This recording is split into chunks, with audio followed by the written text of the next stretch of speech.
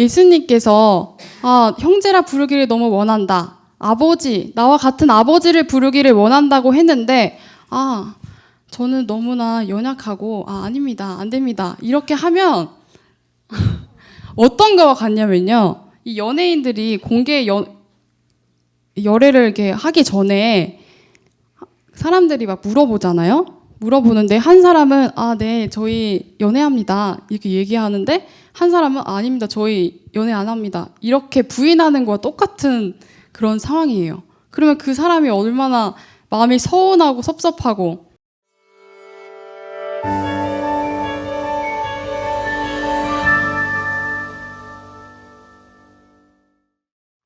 찾으셨나요? 누구든지 하늘에 계신 내 아버지의 뜻대로 하는 자가 내 형제요 자매요 모친이니라 하시더라. 네, 예수님께서 이 말씀을 하셨는데 배경이 있습니다. 예수님께서 귀신 들린 사람을 고치셨어요. 고치셨는데 항상 매의 눈으로 맨날 지켜보던 바리새인들이 이 귀신 들린 자 고친 거는 이건 사단의 능력으로 고친 것이다 하면서 예수님을 비난했습니다. 그 이야기를 예수님의 형제들도 듣게 되었어요. 그런 것을 들으면서 예수님과 관계가 있다고 해서 모든 비난을 형제들이 받게 됩니다. 그리고 그분이 하시는 말씀을 들어보니까 바리새인들을 비난하는 말씀을 하세요. 그거를 듣고 이 형제들이 아주 경도를 하고 이 예수를 행동을 억제해야겠다. 이 활동을 중지하도록 해야겠다 하고 찾아가게 됩니다. 예수님께서 어머니를 정말 사랑한다는 것을 알고 어머니 사랑을 이용하여 어머니까지 데리고 이제 예수님께서 계신 곳으로 가게 됩니다. 예수님께서 그거를 아시고 이렇게 이야기를 한 것입니다. 예수님께서 이렇게 말씀하신 것처럼 믿음으로 그리스도를 받아들인 자들은 혈육 관계 그 이상으로 하나님과 더 가까운 관계로 연합이 된 것입니다. 예수님께서는 당신의 아버지를 저희들의 아버지로 부르시기를 기뻐하십니다. 그리고 우리들을 형제라 부르시기를 부끄러워하지 않으십니다. 그래서 예수님께서 아버지라고 부르시기를 너무나 간절히 원하셔서 기도를 가르치실 때 어떻게 시작하죠? 하늘에 계신 우리의 아버지라고 말씀하십니다. 근데 그 제자들이 듣기에는 너무나 신선한 충격이었어요. 왜냐하면 너무나 높고 이제 높으신 분이시고 권위 있으신 분이신데 어떻게 아버지라고 부르지? 이렇게 신선한 충격을 받게 됩니다. 예를 들어서 저희들은 이제 가르침과 예수님의 이런 경험을 통해서 아버지라고 부르는 게 너무나 자연스럽고 쉽고 편하지만 예를 들어서 예수님을 나의 오빠, 형제라고 하셨잖아요. 오빠라고 부를 수 있는가? 또 형님, 성경에 나온 대로 형님. 근데 그렇게 부른다고 했을 때 저희 마음속에 어떻게 예수님이 그렇게 불려질 수 있을까? 이렇게 좀 신선한 충격을 받는 것처럼 그 당시 제자들도 그렇게 느낀 것입니다.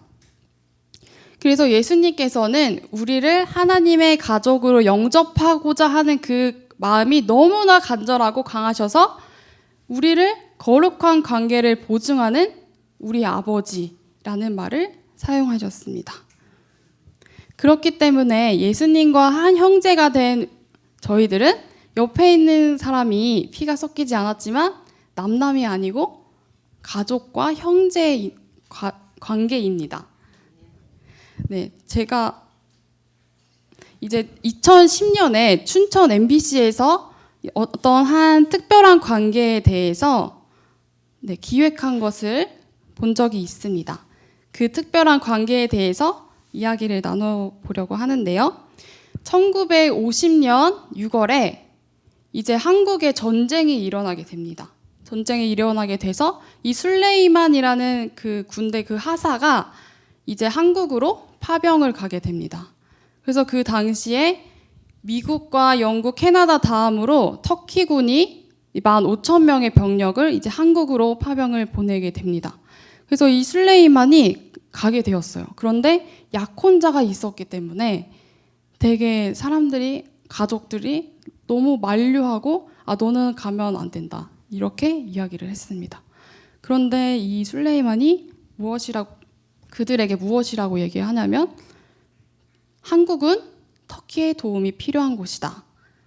그리고 조국은 나의 도움을 필요로 한다라고 하면서 가게 됩니다.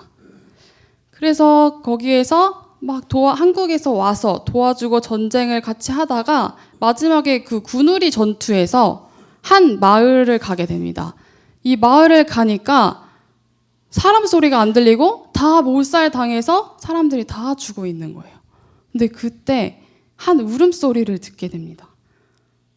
들어보니까 울음소리가 들리는 곳으로 가까이 가니까 한 5살짜리 여자아이가 울고 있는 거예요.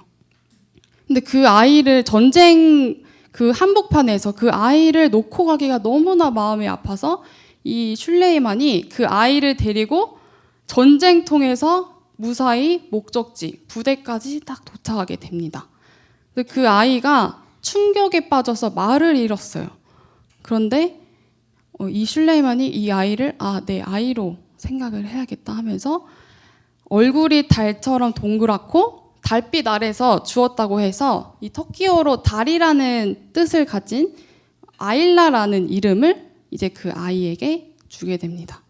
그렇게 해서 살게 되는데 그 부대의 사람들에게도 아주 웃음을 주는 존재, 그리고 보살피고 서로 의지하는 관계가 되어서 결국 말을 찾게 됩니다.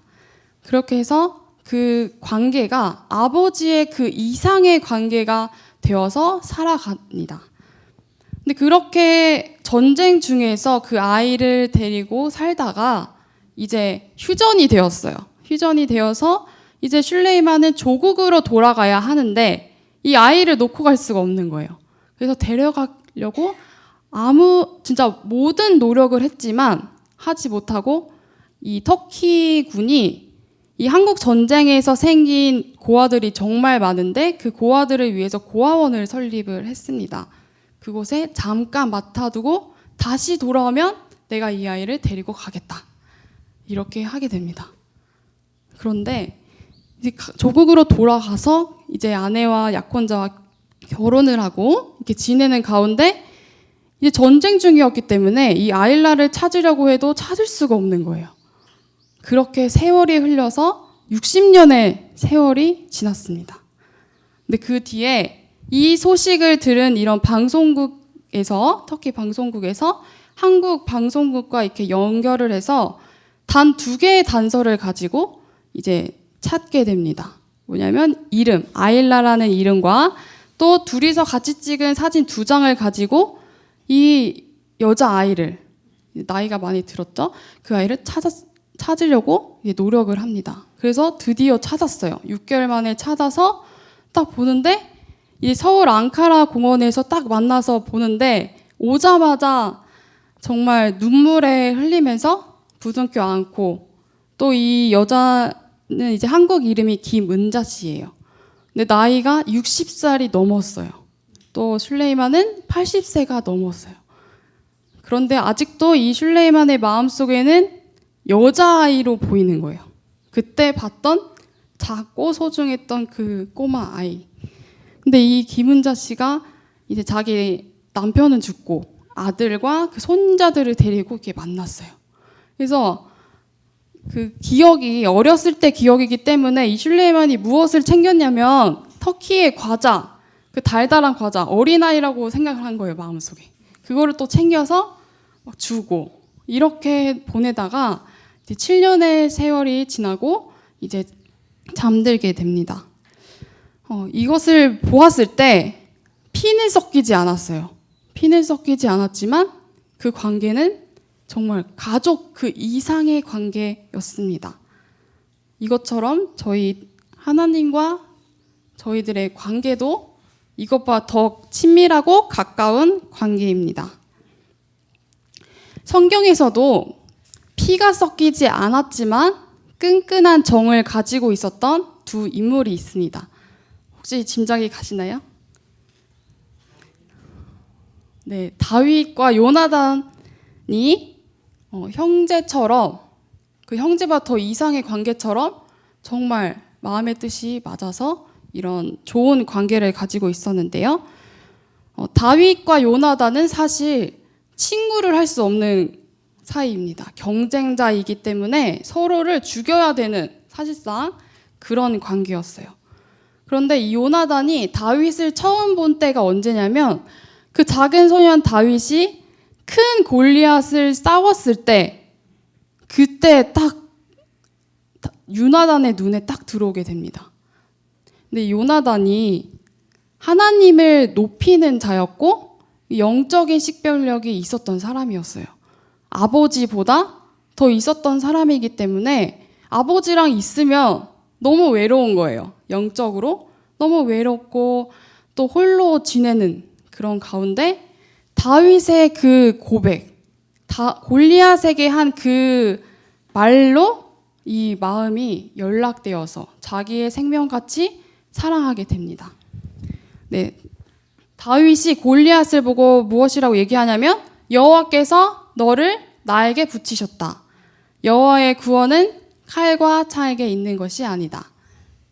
그리고 전쟁은 여호와께 속한 것이다 하면서 용감하게 물리치는 것을 보고 요나단이 나와 같은 하나님, 나와 같은 신앙을 하고 있구나 이렇게 느끼게 됩니다. 요나단과의 그 신앙이 얼마나 같은지요? 사무엘상 14장 6절 보시겠습니다. 사무엘상 14장입니다.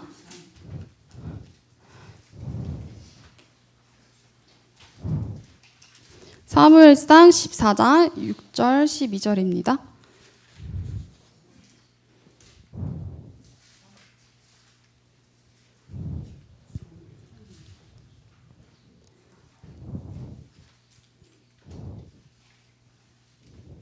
사무엘상 14장 6절 12절 한번 보시겠습니다. 네, 14장입니다.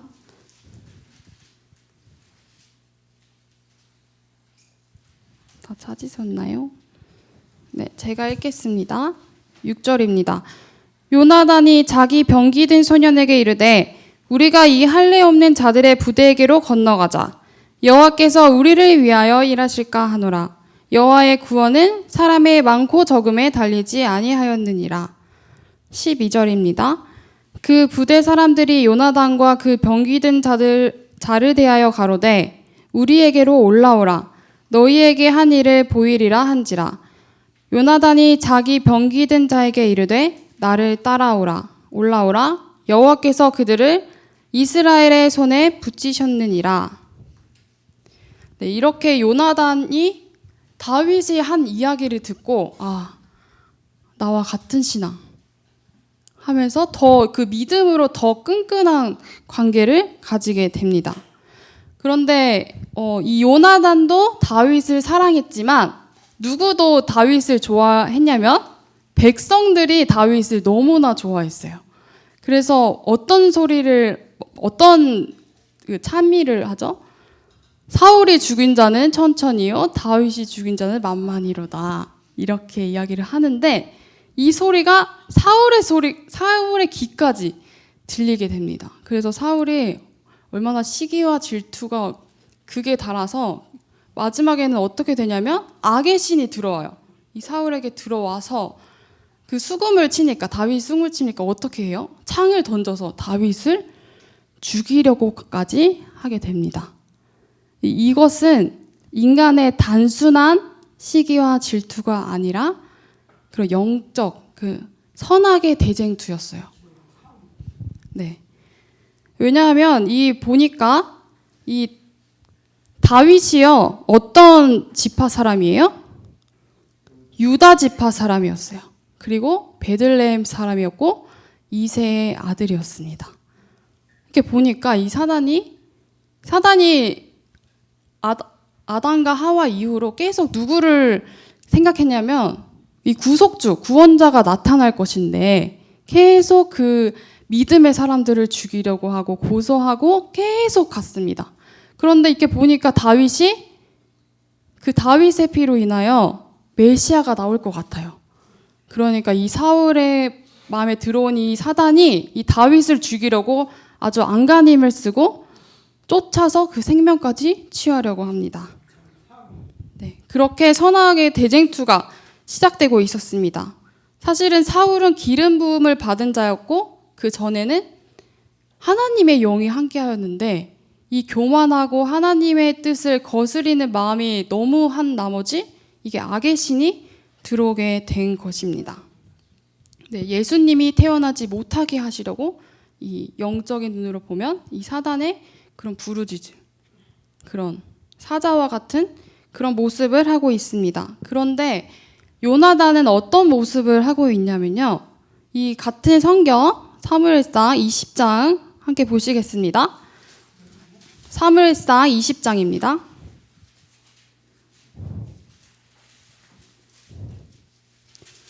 사무엘상 20장 12절에서 17절 말씀입니다. 이 사울이 다윗을 죽이려고 하는 것을 이 요나단도 알고 있었어요. 그래서 사울에게 아버지 죽이면 안 된다고 이렇게 이야기를 했지만 사울은 죽이지 않는다 이렇게 얘기를 했지만 이 사울의 태도를 시험해 보기 위해서 이제 요나단과 다윗이 언약을 맺고 또 사울의 모습을 또 지켜보게 되는 그런 장면입니다. 사무엘상 20장 12절에서 17절 한번 보시겠습니다. 요나단이 다윗에게 이르되 이스라엘의 하나님 여호와께서 증거하시거니와 내가 내일이나 모레 이맘때에 내 부친을 살펴서 너 다윗에게 대한 의향이 선하면 내가 보내어 내게 알게 하지 않겠느냐. 그러나 만일 내 부친이 너를 해하려 하거늘 내가 이 일을 내게 알게 하여 너를 보내어 평안히 가게 하지 아니하면 여호와께서 나 요나단에게 벌을 내리시고 또 내리시기를 원하노라. 여호와께서 내 부친과 함께 하신 것 같이 너와 함께 하시기를 원하노니 너는 나의 사는 날 동안에 여호와의 인자를 내게 베풀어서 나로 죽지 않게 할 뿐 아니라 여호와께서 너 다윗의 대적들을 지면에서 다 끊어버리신 때에도 너는 내 인자를 내 집에서 영영히 끊어버리지 말라. 이에 요나단이 다윗의 집과 언약하기를 여호와께서는 다윗의 대적들을 치실지어다 하니라.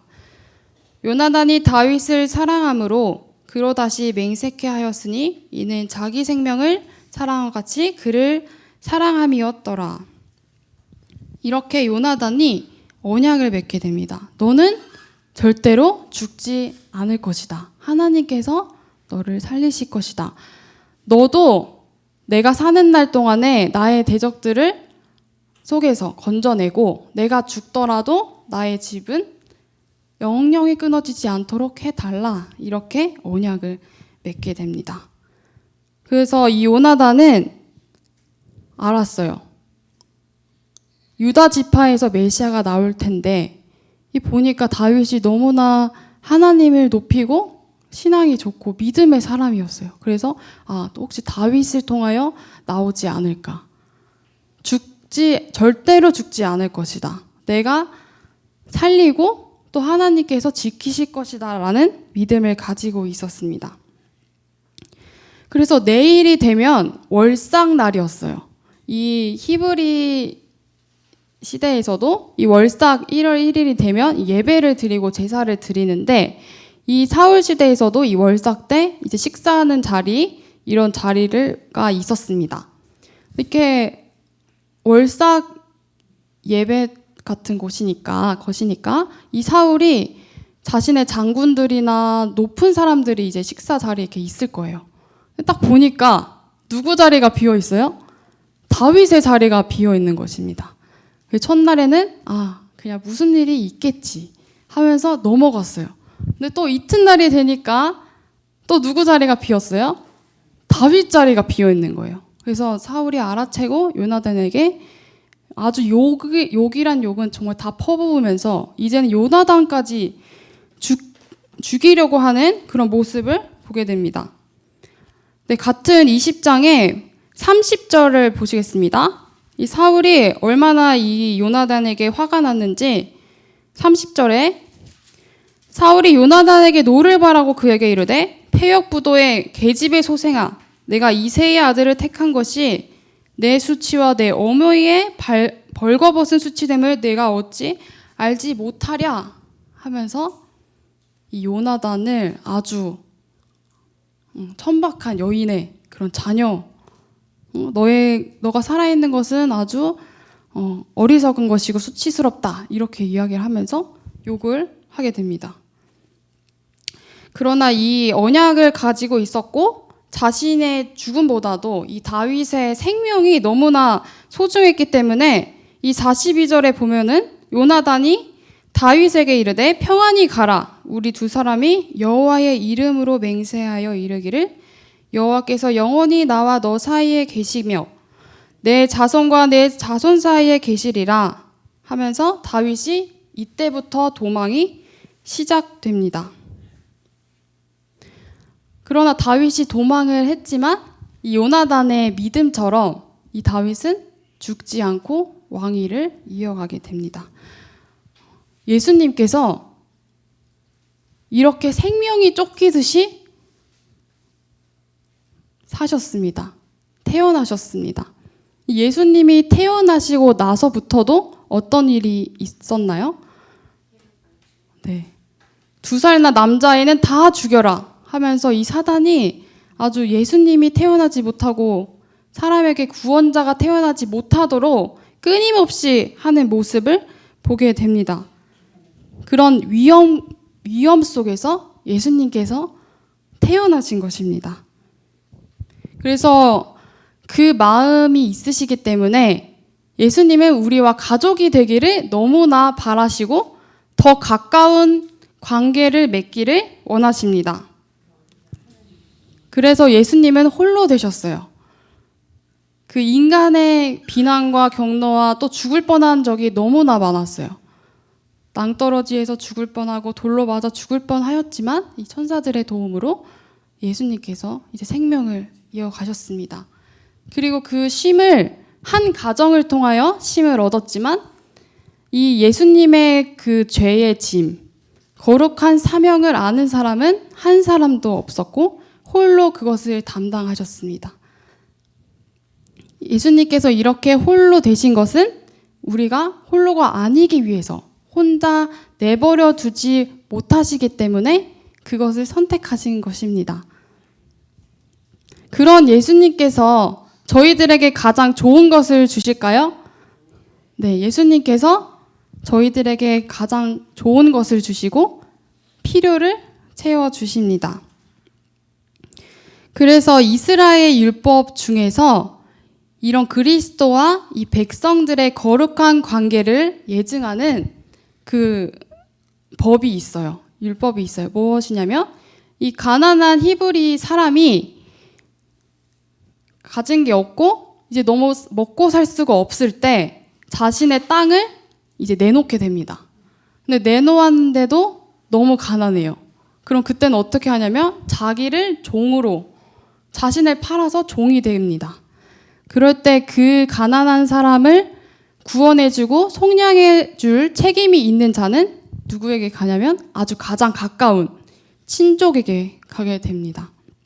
이것처럼 예수님께서 우리들의 그 기업을 잃어버린 기업을 되찾게 하시고 이 속량할 책임을 자신에게 돌리시기 위하여 가장 가까운 친족이 되셨습니다. 그리고 나의 부모와 형제, 친구, 애인보다 더 가까운 친밀한 분이 되셨습니다. 이 거룩한 예증을 이 히브리서에서도 이렇게 나타내고 있습니다. 마지막으로 히브리서 2장을 함께 보시겠습니다.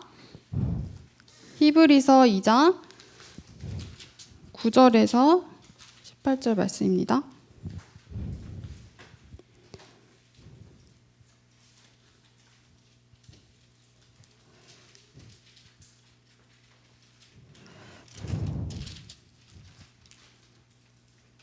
히브리서 2장 9절. 조금 길어서요. 읽다가 중간중간 넘어가서 마지막 부분을 읽겠습니다. 히브리서 2장 9절입니다. 오직 우리가 천사들보다 잠깐 동안 못하게 하심을 입은 자 곧 죽음의 고난 받으심을 인하여 영광과 존귀로 관쓰신 예수를 보니 이를 행하심은 하나님의 은혜로 말미암아 모든 사람을 위하여 죽음을 맛보려 하심이라.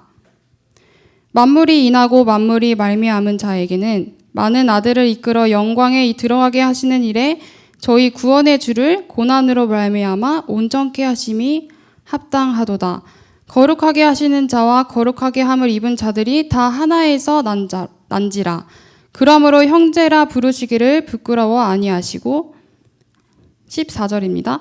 자녀들을 혈육에 함께 속하였음에 그도 또한 한 모양으로 혈육에 함께 속하심은 사망으로 말미암아 사망의 세력을 잡은 자 곧 마귀를 없이 하시며 또 죽기를 무서워함으로 일생에 매여 종노를 타는 모든 자들을 놓아주려 하심이니 이는 실로 천사들을 붙들어 주려 하심이 아니오 오직 아브라함의 자손을 붙들어 주려 하심이라.